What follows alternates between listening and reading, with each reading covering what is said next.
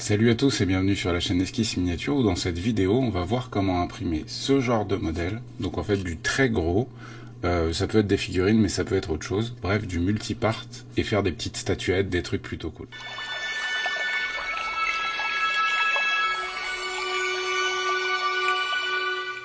Quand on est wargamer et passionné de miniatures, on a tendance à imprimer les figurines à petite échelle, 28 mm, 32 mm, Warhammer, Bolt Action, etc. Bref, du petit pour faire du wargame. Et c'est vrai que c'est quand même vachement plus pratique d'avoir des modèles relativement petits sur une table de jeu, et aussi dans le cas du jeu de rôle, dès qu'on va faire une map, une battle map au milieu de la table de jeu de rôle, bah c'est quand même cool que ce soit des petites figurines. Cela dit, ça peut être très très cool pour le plaisir, pour le kiff, pour un souvenir, d'imprimer des modèles bien plus gros pour en faire des statuettes et garder un joli souvenir d'une grosse campagne de jeu de rôle qui a duré longtemps. C'est sûr que pour un one shot ça vaut pas le coup. Mais bref, je me suis mis bien en tête d'imprimer en fait les héros que jouent des amis à moi et puis ma chérie en l'occurrence sur une campagne de jeu de rôle qu'on a commencé il y a à peu près 2 ans maintenant. Et j'ai envie d'en faire des statuettes. Donc je vais vous montrer comment je fais ce déroulé en partant d'une figurine que j'ai sculptée en 3D à l'échelle 28 mm, qui sera d'ailleurs disponible dans les packs des mois à venir. Donc en partant de cette figurine normale, sans retoucher la sculpture. Parce qu'en fait je me mets surtout à votre place aussi, à la place des gens qui ne sculptent pas en 3D, et c'est bien logique, chacun son taf. C'est vrai qu'on a tendance à vouloir, plus ça va être gros, plus il va falloir du détail, en fait, tout simplement. Là, la démarche, c'est pas nécessairement ça, c'est d'en faire une statuette jolie, qu'on va pouvoir aussi peut-être bomber, juste bomber en doré, en bronze, une couleur qui pète, du chrome, peu importe ce que c'est, si on n'a pas trop envie de s'embêter à la peinture. Donc la démarche est très simple, donc on va partir d'une figurine 28 mm et on va augmenter sa taille. On va voir un petit peu les limites que ce genre de méthode peut avoir. Ici, moi, la figurine que je vous ai montrée, je vous les montre sur l'étagère, mais je vous la montre ici, j'en ai fait d'autres, hein, comme ça. Elles font à peu près 25 cm de haut, et du coup, par rapport à du 28 mm, c'est 650% de la taille. Donc c'est beaucoup plus gros, donc forcément les détails sont un peu plus grossiers, puisque quand on sculpte des figurines en 28 mm, par exemple une sacoche, elle va pas être aussi bien définie que si on la sculpte pour une statuette qui est bien plus grosse, mais il faut accepter cet aspect-là si vous n'êtes pas sculpteur. Moi j'ai donc décidé de ne pas retoucher les fichiers. La première chose à faire, ça va être de voir les contraintes de l'objet, et pour ça on va passer directement sur 3D Builder, histoire d'observer l'objet et de voir les problématiques d'impression. J'ai oublié de préciser un truc super important, c'est qu'on va les imprimer en dépôt de filament, donc en FDM. Pourquoi en FDM ? Parce que déjà ça coûte moins cher en termes de PLA. Une figurine de cette taille en résine, ce serait au moins 300 ou 400 grammes de résine. Plus les supports, etc. Donc c'est quasiment un demi-litre de résine. Donc si vous prenez de la résine cheap, on va être à 15 €. Et si vous prenez de la résine haut de gamme, ça peut vite monter à 30-40 € de résine, si ce n'est plus. Et en plus de ça, il faut l'imprimante résine qui le permet. Donc il faut un gros plateau. Un très gros plateau, puisqu'on veut monter au moins à 25-30 cm de hauteur. Sans avoir à trop découper l'objet. Vous allez voir qu'on va les découper un peu, mais sans avoir à trop les découper. Donc c'est parfaitement possible en résine, mais ça va revenir fatalement plus cher. Et surtout, il peut y avoir un petit peu plus d'échecs que dans le cas du FDM. En fait, la taille de ces objets et le poids, si vous l'imprimez en monobloc ou en tout cas la majorité, en très peu de pièces, quoi, le poids de l'objet fait que vous avez plus de risques de décrochement pendant le print, parce que l'objet est très lourd. Donc il va falloir augmenter la quantité de support de manière très importante pour être sûr qu'il tienne bien au plateau. Et plus on va augmenter la densité de support, plus on va augmenter le temps de post-traitement de l'objet. C'est-à-dire que le retrait des supports, ça va occasionner des petites piques un petit peu de partout sur la figurine, surtout à cette échelle-là. Ça va se voir à la peinture, ça va être flagrant. Alors que dans le cas du FDM, sur une surface comme celle-ci, et vous allez voir qu'avec des réglages cool, on peut avoir des zones quand même très très lisses et très bien finies. Ça en termes de matière c'est moins de 3 €. Ouais c'est ça, moins de 3 € en termes de PLA. Déchets compris parce qu'on a eu besoin de support à certains endroits. Et on a une définition qui est comme enfin malgré tout largement suffisante si on veut se faire une collection de statuettes pour orner la bibliothèque, comme vous le voyez derrière. D'ailleurs, il y a des figurines. Alors c'est flou, c'est fait exprès, hein, mais voilà. Bref, on va les imprimer en FDM. C'est la démarche de cette vidéo aussi. Alors nous voilà sur 3D Builder, qui va nous permettre de visionner un petit peu les éventuels travaux à faire sur cet objet. En tout cas, comment le préparer. Là, ce qu'on constate en termes d'échelle, c'est qu'on est donc sur un volume. Alors je vais agrandir la fenêtre que vous puissiez voir, voilà, les volumes. Donc on est sur une échelle de 28 mm, hein. C'est une figurine qui mesure en hauteur 36 mm de haut. Donc c'est pas très grand, hein. C'est une toute petite figurine. Ça, on va déjà directement, pour se rendre compte des contraintes, on va l'augmenter à 650%, ce que je vous ai expliqué tout à l'heure. Donc là, on se rend compte déjà que c'est quand même vachement plus costaud. Et en termes de hauteur, on est donc à 24 cm, un peu moins de 24 cm. Évidemment, quand vous allez commencer à imprimer ce genre de figurine, déjà ce que je vous conseille quand même, c'est de prévoir un petit peu le futur, c'est-à-dire est-ce que vous imprimez juste une figurine pour le kiff, auquel cas l'échelle on s'en fout un peu, ou est-ce que votre but c'est d'en faire une espèce de collection. Je pense même aux gens qui impriment des nains de jardin pour les mettre dans le jardin. Vous pourriez presque faire la même chose avec des figurines Medfan. Bref, si vous voulez en faire plusieurs sur le long terme, retenez bien l'échelle à laquelle vous allez imprimer ça. Ça va vous aider énormément par la suite. Moi, par exemple, je sais que je pars sur du 28 mm et j'imprime à 650%. Je me suis noté ça sur un petit carnet. Normalement, je l'oublierai pas. Et ça va me permettre de faire ça sur toute une collection de figurines en 28 mm. Également, aussi, adapter peut-être l'échelle un petit peu quand même à la taille de votre imprimante à dépôt de filament. Là, dans ce cas-là, par exemple, on n'a pas de problème majeur, puisque du côté le plus large, on est à 140 mm, donc 14 cm. On est à presque un peu plus de 10 cm de profondeur, et en hauteur, on est à 24 cm. L'immense majorité des imprimantes 3D d'aujourd'hui permettent ce volume-là. Même une Ender 3, même une D12, etc. On monte sans problème à cette taille-là en hauteur. Cela dit, si vous avez une imprimante plus petite, il va falloir faire plus de découpes si vous voulez des volumes importants.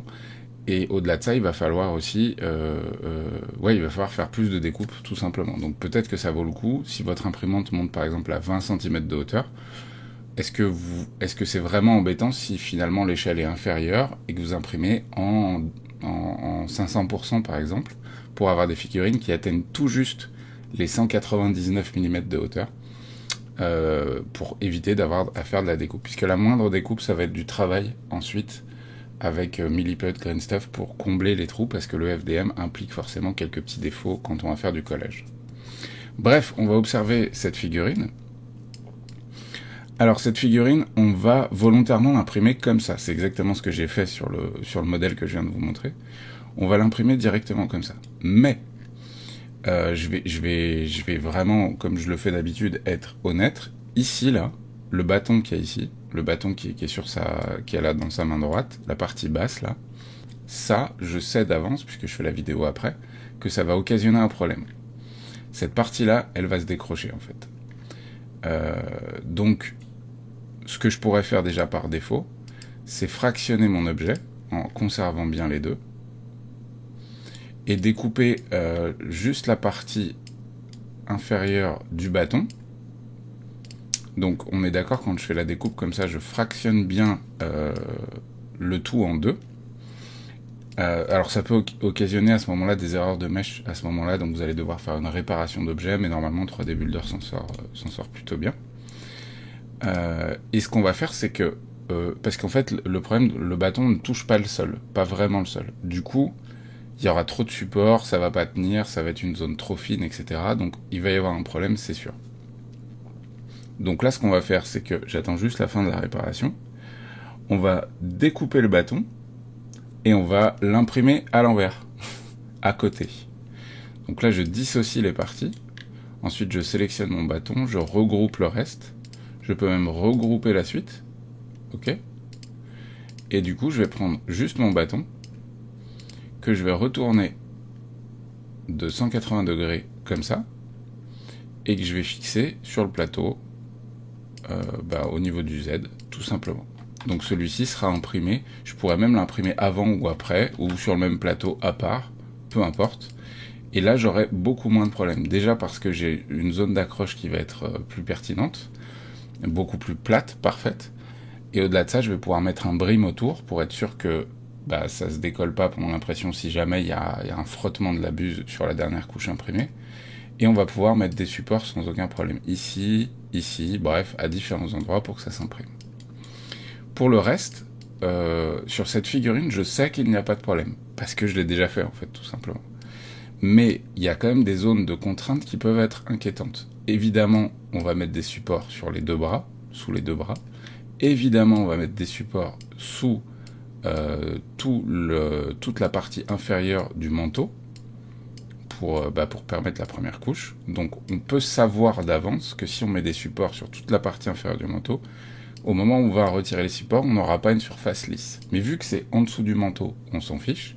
Et au-delà de ça, on pourra mettre un coup de ponçage très léger sur la partie inférieure. Si on a vraiment envie d'avoir quelque chose de nickel, on utilisera du milliput ou de la résine pour lisser tout ça correctement.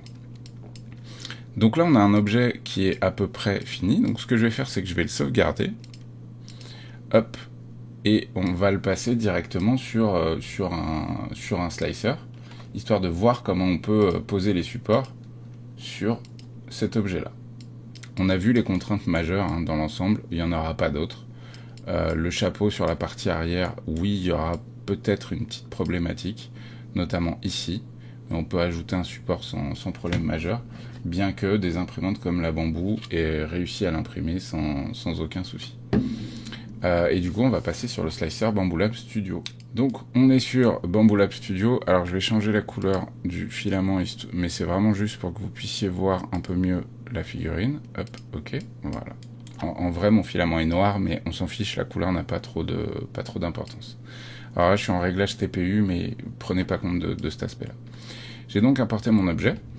On constate que déjà dans l'imprimante, il tient, sinon j'aurais une remarque du logiciel qui me dirait « Ah, attention, le volume dépasse, il faut que tu redécoupes ton objet ou que tu changes l'inclinaison. » Et ensuite, on va surtout bosser sur les supports. Donc déjà, on va repasser en réglage PLA générique. En termes de qualité, je veux un truc bien fini, donc exactement comme je l'ai fait ici, quelque chose de propre. Donc je vais pas descendre à 0.08, ce serait trop long. Le meilleur compromis selon moi est 0.12. On va ignorer les modifications de réglage. Donc on va imprimer ça en 0.12. En 0.12, je sais que je peux le sortir, alors on va voir, mais ça va être en gros en une journée à quelque chose près, quoi. Ensuite, on va maintenant travailler. Alors, la résistance, on s'en fiche un peu, c'est une statuette. 15% de densité de remplissage en mode gris, c'est parfait. Cela dit, pour des objets que vous voulez un peu plus solides, vous pouvez monter à 20% de densité de remplissage et vous passez ça en nid d'abeille, par exemple, ou en cubique aléatoire. Et vous aurez un remplissage un peu plus résistant, un peu plus pertinent si vous voulez quelque chose de solide. Pour ce qui est des vitesses, on ne va rien toucher, puisque Bambu Lab Studio se démerde très très bien avec ça. Par contre, on va activer l'assistance. Donc on va activer l'assistance de Bambu Lab Studio. On va donc lui dire de poser des supports en arborescent. C'est exactement ce que j'ai fait dans la vidéo que vous allez voir juste après. Il y a le timelapse juste après. Au niveau des supports arborescents, on va rester en fin. A priori, ce sera suffisant. Là, il nous met un petit message d'alerte. Attention, il faut faire une modification. Est-ce que je peux le faire? Je lui dis oui, parce qu'il sait très bien quoi faire. Histoire de faciliter les choses, et puis parce que là, il n'y a pas de problème majeur sur la figurine, on va également lui dire de ne poser des supports que en contact avec la surface, avec le plateau. Donc, par exemple, prenons un exemple. Si ici, il y avait besoin d'un support sur la partie de branche qui est juste là, qui avait besoin d'un support, il n'est pas en contact avec le plateau parce que quand on le regarde par au-dessus, il est en contact avec la manche de la veste à droite. Et du coup, il ne va pas mettre de support ici puisqu'il n'y a pas de contact entre ça et le plateau. Il va en mettre que en contact avec le plateau. L'autre chose que je vous inviterai à faire quand vous imprimez des gros modèles, ça va être d'aller dans Autre, de passer sur Outer Brim Only, donc de rajouter un brim autour de l'objet. À l'intérieur, ça sert à rien. Largeur de bordure en 5 mm, c'est parfait, et surtout ne pas mettre d'écart entre le bord de l'objet et le brim, sinon le brim n'a aucun intérêt. Donc on passe à 0 d'écart entre l'objet et le brim. Le brim, hein, vous allez voir. Donc ensuite, je vais faire assiette à trancher. Alors là, ça peut être un petit peu long, parce que c'est un modèle qui est gros, qui nécessite plus de 3000 couches, je crois, 3000 prints. Donc voilà, il faut quand même bien slisser tout ça, préparer le fichier. Et du coup, je vais le laisser bosser, je vais mettre en accéléré la suite, et on fait le point juste dans quelques secondes pour vous. Hop, slice terminé. Donc on se rend compte qu'il nous a ajouté des supports à de nombreux endroits, avec des supports. Il a été vraiment très très malin, hein. Il a vraiment été très très malin, Bambu Lab Studio, parce qu'il a même ajouté des supports sous le chapeau, alors que celui-ci n'est pas en contact avec le plateau. Donc l'IA est vraiment bien foutue sur Bambu Lab Studio. Alors ça, moi je l'ai imprimé, donc je sais que ça marche. Du coup, je vais vous montrer la vidéo maintenant du timelapse. Et après, ce qu'on va faire, c'est qu'on va passer à une autre figurine un peu plus complexe, qu'il va falloir découper en plusieurs parties, si on veut pas de fail.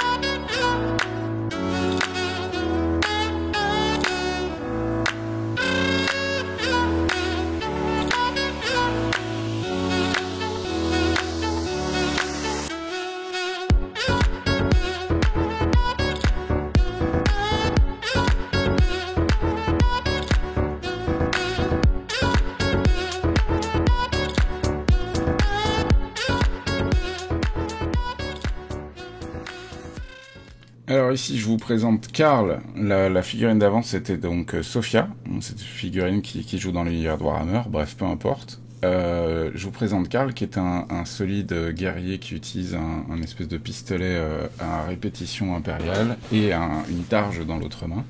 Il est également paladin de Verena, enfin voilà, donc on a un symbole de balance juste ici. Bref. Là, on va se rendre compte que sur un modèle comme celui-ci, on va avoir plein de problématiques. Et c'est assez intéressant, je pense, de jeter un œil à ça. Ici, déjà, par exemple, sur toute la partie inférieure, il est sûr et certain, sous la cote de maille, qu'il va falloir des supports. Ici, ici, ici. Sur les chaussures, pas de problème majeur. Là, les supports, il va peut-être y en falloir sous la partie inférieure de la ceinture, des accessoires qu'il y a sur la ceinture. Et probablement, voilà. Donc ça voilà, dans l'ensemble, ça va être les problèmes majeurs. Ensuite, on va avoir la cape. La cape va être une vraie problématique, parce que c'est un gros module, un gros modèle, un gros objet assez lourd en plastique, qui doit s'imprimer d'abord de manière seule ici, avant de rattraper la suite de l'objet. Le plus malin, si on voulait bien faire, ce serait d'imprimer la figurine comme ça. En fait, en l'imprimant à l'envers, toujours en restant en FDM, et d'ailleurs il faudrait peut-être même l'imprimer plutôt comme ça, très légèrement incliné. On aurait moins de problèmes justement de ces jonctions entre plusieurs parties imprimées qui se rejoignent ensuite. Et ça peut causer des problèmes pendant l'impression. Du coup, le plus logique voudrait qu'on l'imprime comme ça. Mais si je l'imprime comme ça, je vais avoir la majorité des marques de support sur les parties les plus visibles de la figurine. Sa tête, son casque, bref, toutes les parties supérieures, toutes les parties où on observe l'objet final. Et du coup, c'est un peu débile d'abîmer cette partie-là avec la pose de support. Donc on va rester dans le bon sens. Mais dans le cas où ce soit un objet plus complexe, je sais pas, chez vous, n'hésitez pas à retourner l'objet, à le foutre dans d'autres sens. Parfois, ça peut être très pertinent. Je vais vous montrer le découpage que j'ai fait parce que j'ai mis un petit peu de temps avant de trouver le découpage le plus adéquat pour réaliser tout ça. Donc je suis en train d'importer tous les différents morceaux de Carl qui sont donc juste là. Alors là je suis à petite échelle, mais du coup on va le passer en plus grand, histoire que vous vous rendiez mieux compte. Et du coup, vous allez vite comprendre, à mon avis, sans problème majeur, pourquoi j'ai fait une découpe comme celle-ci, et pourquoi au final l'objet est quand même malgré tout très cool. Déjà, je voulais garder la tête et le haut des épaulettes en monobloc. C'était vraiment important pour moi de ne pas avoir de travail à faire sur la zone la plus importante de la figurine, à savoir son visage. Donc je n'ai pas fait de découpe sur cet aspect-là. Du coup, j'ai vraiment décidé de garder uniquement la partie avant. Ah d'ailleurs, je l'ai en double là. Ouais. Peu importe. Alors, ils sont pas exactement à la même échelle, mais vous inquiétez pas. Hein. Le but, c'est de vous montrer surtout le principe de découpe. Donc là, on se rend compte que j'ai fait une découpe. En fait, j'ai voulu volontairement séparer la cape, toute la partie cape, de la partie figurine principale. La majorité de ce qu'on va voir de cette figurine, c'est la face, parce que c'est une statuette que je vais poser sur une étagère. Évidemment, son bras avec son pistolet, son bouclier avec son crochet, parce qu'il a un bras un peu robotique, enfin pas robotique, mais fait avec des pistons et tout le bordel, parce qu'il s'est fait couper un bras parce qu'il avait de la corruption en lui. Et vu que c'est un paladin de Verena, il se laisse pas faire. Et il accepte toute forme de châtiment pour ne pas être corrompu. Bref. Donc j'ai découpé cette partie-là sur la figurine, et ensuite je me suis rendu compte d'un truc, c'est que j'allais avoir un problème juste là avec l'épée. En fait, si je gardais ces deux parties-là ensemble, j'aurais eu besoin de supports assez conséquents au niveau de l'épée. Donc j'ai décidé de redécouper ce morceau-là. Évidemment, du coup, ça a occasionné la découpe de la chaussure que j'aurais pu laisser monobloc, mais finalement que j'imprime également à part, elle est juste là. Et enfin, la dernière partie, qui est la cape. Et la cape, voilà, au moins elle est monobloc, et je vais pouvoir la fixer sur la partie arrière. Je vous montre l'objet final. Évidemment, ensuite, j'ai découpé le bras qui dépassait beaucoup trop, ainsi que le bras avec le pistolet, parce que là, on a encore une fois cette problématique très importante. Support, print, objet, et le contact entre les deux n'arrive qu'ici. Ça fait beaucoup trop de longueur de print, de couches et de risques potentiels avant d'arriver à quelque chose de plus solide, parce qu'elle va tenir la majorité de la figurine. C'est vraiment ça le point important, je trouve, quand on va imprimer des gros modèles.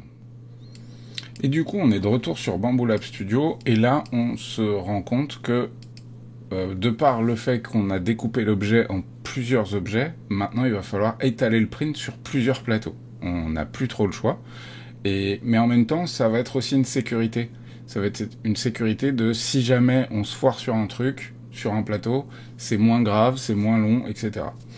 Donc là, je vous montre par exemple la cape. La cape, j'ai décidé de l'imprimer dans ce sens-là, pour gagner un petit peu de temps. Alors ça occasionne un peu plus de support, mais par sécurité, plus votre objet va avoir une emprise large sur le plateau, et moins vous avez de risque de fail.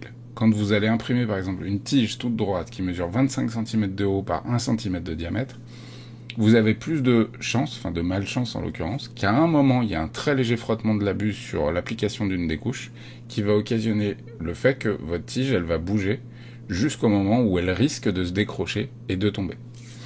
Et du coup, limitez au maximum ce genre de choses. Si vous pouvez imprimer couché, toujours, encore une fois, prenez bien en compte le fait que le sens des layers, etc. Enfin, il y a plein d'aspects à prendre en compte. Mais bref, dans l'ensemble, si vous voulez quelque chose de solide et d'un print qui réussit à coup sûr, plus vous avez de surface avec le plateau, plus il y a de chances que ça se passe bien. Donc voilà, donc maintenant ce qu'on va faire, c'est qu'on va faire le point sur les figurines en elles-mêmes, histoire de voir leurs défauts. Vous avez vu les timelapses des prints. Et puis voilà.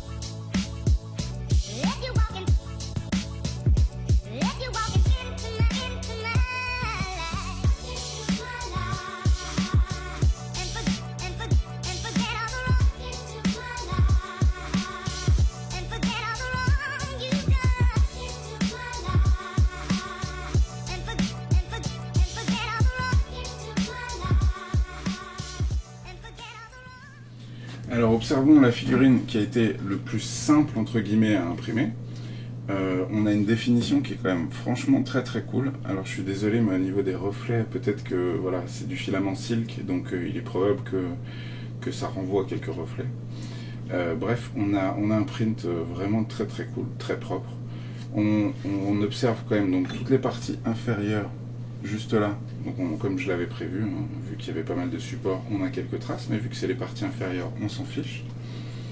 Pareil au niveau de l'arrière du chapeau, juste là, on se rend compte quand même qu'on a quelques marques de support, mais c'était prévisible également. Pareil au niveau de la manche inférieure ici, et pareil également au niveau de cette manche là. Mais tout ça n'est franchement pas très grave, et surtout on va pouvoir le récupérer sans problème majeur.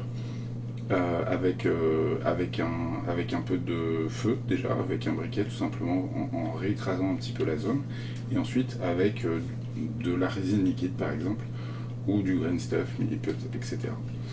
La problématique que je vous ai expliquée, elle était juste là, la jonction donc ici, en fait le premier print je l'ai lancé avec Sophia intégralement, sauf que j'ai eu le foirage sur ça.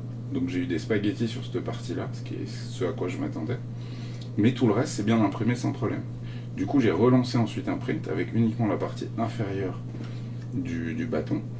Et en plus, ça m'a permis de modifier un petit peu le fichier 3D au final, pour qu'il y ait un contact ici, mais aussi qu'il y ait un léger contact sur le bas. Ça solidifie quand même grandement l'ensemble de la figurine, et visuellement, ça choque pas une seule seconde. Par contre, ma jonction, elle n'est pas très belle. Donc celle-là, il va falloir que je la retravaille peut-être avec un petit peu de milliput. Mais voilà, on devrait pouvoir s'en sortir. Je mettrai un coup de sous-couche blanche là-dessus, histoire que vous voyez un petit peu plus, un petit peu mieux le rendu global. Ici, on a donc notre Carl. Alors, la figurine est énorme, je suis désolé, je ne peux pas dézoomer parce que c'est prévu pour des figurines à échelle normale. Donc on a Carl, on a une jonction ici qui est franchement cool. Elle est franchement nickel, hein, sur le bras avec son bouclier de Verena. La tête, on a une jonction ici qui est pas ouf. Ici, elle est vraiment pas top. Juste là, au niveau de la cotte de maille qu'il a sur son bras droit. Avec cette partie-là qui est pas folle. Et surtout au niveau des épaulettes. Alors je suis désolé, c'est peut-être un peu flou, mais voilà. On a cette jonction au niveau des épaulettes qui est pas très belle. Et ça, il va falloir le récupérer au grain stuff. De même que sur la tête, mais ça va se récupérer sans trop de problème. Quand c'est des zones planes, c'est assez facile à récupérer, parce qu'avec un peu de milliput, on va pouvoir récupérer ça sans problème. On a par contre la partie arrière de la cape qui est pas lisse, pas aussi lisse que la cape en elle-même, qui est franchement très très lisse. Mais l'arrière de la cape, vu que c'est la zone où j'ai mis les supports, bah franchement c'est pas très beau. Mais en même temps, vu que c'est les parties inférieures et arrière de l'objet, il n'y a pas de souci. Et j'ai eu un problème aussi de print sur l'épée. Vous voyez la jonction entre les deux, c'était vraiment quelque chose auquel je m'attendais. Donc là j'ai le petit morceau d'épée qui arrive, il est en cours de print. Et voilà. Et sinon l'autre, dans l'ensemble, les jonctions sont carrément acceptables. On a une grosse figurine, vraiment grosse pour le coup, qui va bientôt être prête à recevoir sa mélipode pour cacher les trous, et ensuite un coup de peinture. Et voilà, histoire que vous vous rendiez un petit peu plus compte de ce à quoi ça ressemble une fois que c'est imprimé, c'est histoire aussi que vous vous rendiez compte des layers, donc ils sont franchement à peine visibles, sachant que là en plus la couche a été vraiment très très fine, j'ai vraiment pas mis beaucoup, vous avez vu que j'ai fait un espèce de zénithal. On a un visage qui est quand même vraiment très cool. Sur la figurine de cette taille, on pourrait s'attendre à quelque chose de moins bien, et en fait ça rend vraiment cool. On voit vraiment cette problématique de jonction que je vous ai expliqué, ce qu'il va falloir combler avec de la green stuff, etc. Là, évidemment, le plus malin aurait été de le faire avant la sous-couche, mais je voulais vous montrer très rapidement le rendu global de la figurine. Évidemment, on va falloir mettre ça en peinture. Et l'écart, voilà, entre les deux, on voit quand même un petit peu plus les reliefs là-dessus. Sur la partie arrière, le manteau est franchement cool, hein. Les layers, on les voit à peine. Et du coup, c'est vraiment très cool. Ça permet de faire une petite collection de figurines plutôt sympa. Pour terminer, la combine que je vous donne pour imprimer ça dans la meilleure qualité possible, tout en restant en 0.12, c'est d'utiliser des réglages de TPU, de filaments flexibles. En tout cas dans le cas de Bambu Lab Studio, mais je pense que ça marche de la même chose et ce serait logique pour Cura ou d'autres slicers. Les réglages TPU par défaut ont tendance à être plus sécurisés, plus lents déjà, un peu plus lents, que des réglages de PLA basiques. Les PLA, on a envie que ça envoie du lourd, que ça imprime vite, etc. Avec des réglages TPU, bah, par défaut, hein, ça va être un peu plus lent, donc en fait la jonction entre les couches va être un peu plus propre. Bref, plutôt cool. Surtout on va parfois monter un petit peu plus haut en température pour imprimer du TPU de manière sûre et tranquille. Donc je vous invite à tester ces réglages TPU, déjà peut-être sur un cube, sur un petit objet, et de comparer entre réglage PLA, réglage PLU, si vous avez des zones extérieures plus lisses. Moi, dans l'ensemble, c'est vraiment les résultats que j'ai de partout. C'est que quand j'imprime avec des réglages PLA, bah, c'est cool, mais ça va un peu plus vite, mais c'est pas aussi classe que si j'imprime avec des réglages TPU, alors que j'imprime du PLA, hein, que ce soit bien clair. Voilà, j'espère que cette petite vidéo vous a plu. Je sais pas si je vais réussir à faire une vidéo où je les peins, parce que c'est galère, elles sont grosses et du coup à filmer c'est vraiment chiant, surtout quand on a adapté le studio plutôt pour de la petite figurine. Donc peut-être qu'il y aura ce genre de vidéo. N'hésitez pas à le dire en commentaire si vous avez envie de voir ce genre de choses. Je vous remercie d'avoir regardé la vidéo, je vous souhaite bonne peinture, bon jeu, bon print et plein de belles choses, et à très vite pour des nouvelles vidéos. Ciao ciao.